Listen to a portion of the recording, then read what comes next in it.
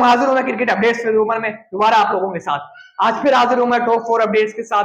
पहली अपडेट ये है कि शाहीन शाह अफरीदी, जिस तरह से शाहीन शाह अफरीदी ने बैटिंग की है, आउट क्लास कर दिया ब्रेसवेल को, जिस तरह से सिक्सेस मारे, इसके ऊपर बात करेंगे। और सेकंड अपडेट आ रही है डेविड वार्नर की रिटायरमेंट पे, कि डेविड वार्नर ने क्या बात की, क्या वो रिटायर्ड हो रहे हैं, इसके ऊपर बात करेंगे। और तीसरी अपडेट जिस तरह से आ रही है ओली पॉप ने जिस तरह से परफॉर्म किया है, उसके ऊपर बात करेंगे। चौथी अपडेट जो आ रही है सामने वो है नजम सेठी वर्सेस जय शाह। जय शाह ने नजम सेठी को क्या कहा है या नजम सेठी ने जय शाह को क्या कहा है, इसके ऊपर बात करेंगे। चैनल पे जो आप लोग नए आए हैं तो चैनल को सब्सक्राइब करें, बेल आइकन जरूर दबाएं। अब स्टार्ट करते हैं पहली अपडेट से।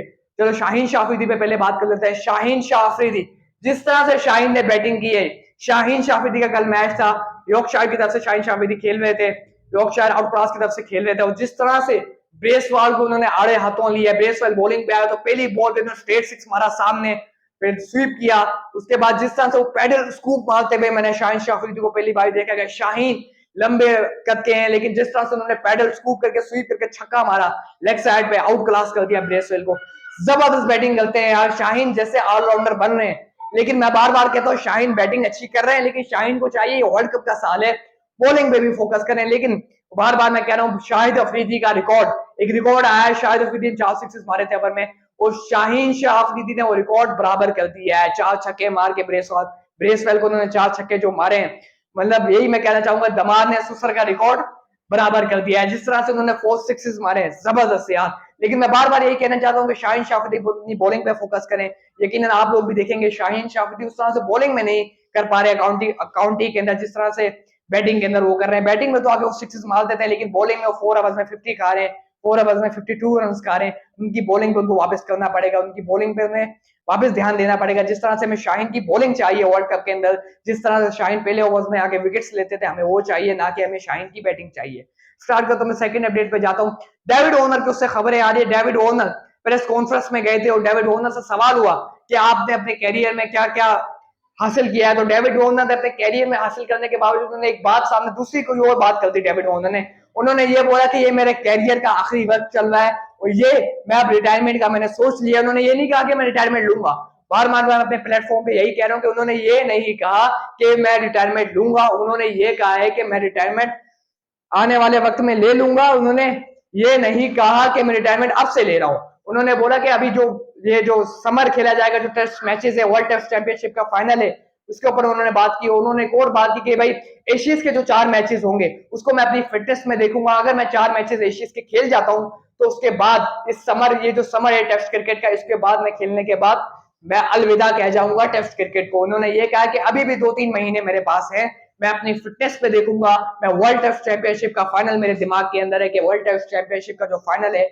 उसके अंदर मैंने कैसा परफॉर्म करना है, कैसी मैंने बैटिंग करनी है, ये सोचा हुआ है।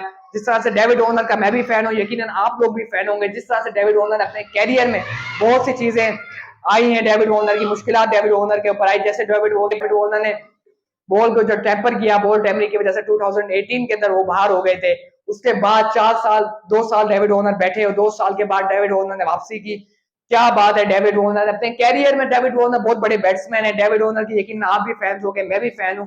डेविड वार्नर ने बहुत कुछ अपने कैरियर में हासिल किया है। डेविड वार्नर जैसा बैट्समैन ऑस्ट्रेलिया को ओपनर बैट्समैन बहुत कम मिलेगा, क्योंकि जिस तरह से डेविड वार्नर आते हुए स्टार्ट देते थे, एरोन फिंच के साथ वो स्टार्ट देते थे, तो बहुत मुश्किल था कि डेविड वार्नर के मुताबिक ऐसा बैट्समैन जो डेविड वार्नर के साथ खेलने वाला बैट्समैन, जो डेविड वार्नर को कवर करने वाला बैट्समैन बहुत कम मिलेंगे ऑस्ट्रेलिया के अंदर, क्योंकि डेविड वार्नर एक ही थे। जिस तरह से वो स्टार्ट देते थे, जिस तरह से वो स्टार्टिंग के पावर प्ले को यूज करते थे, hats off to David Warner. लेकिन डेविड वार्नर के फैंस दुखी ना हो, मैं भी दुखी नहीं हो रहा, क्योंकि डेविड वार्नर ने कहा है कि 3 महीने मेरे पास है। 3 महीने, मैं बार बार कह रहा हूं, उन्होंने कहा है 3 महीने मेरे पास है, 3 मंथ्स मेरे पास है, मैं अपनी फिटनेस को देखूंगा। जिस तरह से इन्होंने बोला है कि एशियंस को मैं देखूंगा, ये एशियंस के बाद वर्ल्ड टेस्ट चैंपियनशिप के बाद मैं रिटायरमेंट ले लूंगा। फाइनल के बाद उन्होंने बोला 3 मंथ्स के बाद मैं रिटायरमेंट ले लूंगा। तीसरी अपडेट जो आ रही है जय शाह और नजम सेठी के उससे। जय शाह और नजम सेठी हमेशा यही करेंगे। जय शाह ने जो बात की थी एशिया कप के उससे कि पाकिस्तान से मैं ये कहना चाहूंगा कि पाकिस्तान अब एशिया कप नहीं खेलेगा, क्योंकि हाइब्रिड मॉडल हमने उनका माना नहीं है, और जाहिर सी बात है न्यूट्रल वेन्यू पे हम खेलेंगे श्रीलंका, और पाकिस्तान को हम बाहर कर दिया जाएगा। पाकिस्तान से हमारा कोई राब्ता नहीं होगा, नजम सेठी साहब से हमारा कोई राब्ता नहीं होगा। जय शाह ने ये कहा, मैं दोबारा कह रहा हूं जय शाह ने ये कहा है कि अपनी स्टेटमेंट में उन्होंने लिख के कहा है, नजम सेठी से मेरा कोई राब्ता नहीं होगा। 4 मैचेस जो हमने हाइब्रिड मॉडल के मैंने पहले माने थे, अब मैं नहीं मानना, और न्यूट्रल वेन्यू पे एशिया कप खेला जाएगा। और नजम सेठी ने कह दिया है, जो नजम सेठी की स्टेटमेंट आई है, मैं बार बार कहना चाहता हूँ, नजम सेठी की जो स्टेटमेंट आई है, नजम सेठी ने आगे कवर किया है उसको।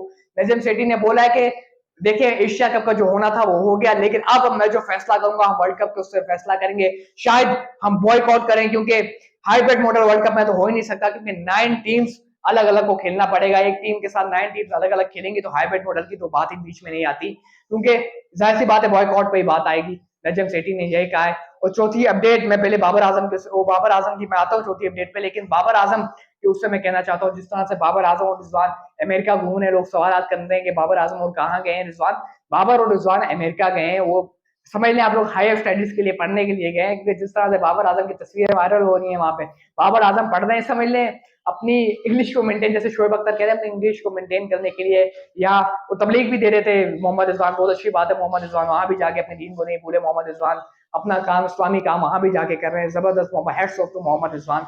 आता हूं मैं चौथी अपडेट पे, जिस तरह से ओली पॉप ने बैटिंग की, आउट क्लास कर दिया ओली पॉप ने। ओली पॉप की जिस तरह से बैटिंग करता, ओली पॉप ने जिस तरह से पाकिस्तान के खिलाफ खेला था, मतलब वो बेसबॉल टेक्निक अपनाते हैं, जिस तरह से ब्रेंडन मैकलम ने उनको सिखाया हुआ है, ब्रेंडन मैकलम ने उनके दिमाग में ये बात डाली हुई है कि आपने सिर्फ बेसबॉल अपनाना है, बेसबॉल की जो टेक्निक है वो अपनानी, मतलब वन बॉल पहली बॉल से आना, और पहली बॉल से आके टेस्ट क्रिकेट में भी आगे उन्होंने अटैक करना है। और ओली पॉप ने आके यही किया, पहली बॉल से उन्होंने आके अटैक किया, लेकिन ओली पॉप ने बॉल्स थोड़ी ज्यादा ले ली, 208 बॉल्स ओली पॉप ने ले लिए हैं। लेकिन ओली पॉप की जिस तरह से ओली पॉप ने टेक्निक आजमाई, hats off to Ollie Pope, जबरदस्त बैटिंग की ओली पॉप ने, मतलब आयरलैंड के बॉलर्स को उन्होंने आड़े हाथों दिया। ओली पॉप के बारे में बात करूंगा, लेकिन बेन डकेट, जिस तरह से बेन डकेट ने परफॉर्म किया, 182 बेन डकेट ने किया, ओली पॉप और बेन डकेट ने जबरदस्त पार्टनरशिप लगा के वर्ल्ड रिकॉर्ड पार्टनरशिप कायम कर दी थी। 400 तक ये दोनों गए हैं, 389 तक ये लोग गए। मैं बार बार कहता हूँ ओली पॉप जिस तरह से बैटिंग कर रहे हैं, ओली पॉप आने वाले वक्त के फ्यूचर स्टार होंगे इंग्लैंड की तरफ से, और जिस तरह से वो परफॉर्म कर रहे हैं। चैनल को आप लोग सब्सक्राइब करें, बेल आइकन जरूर दबाएं।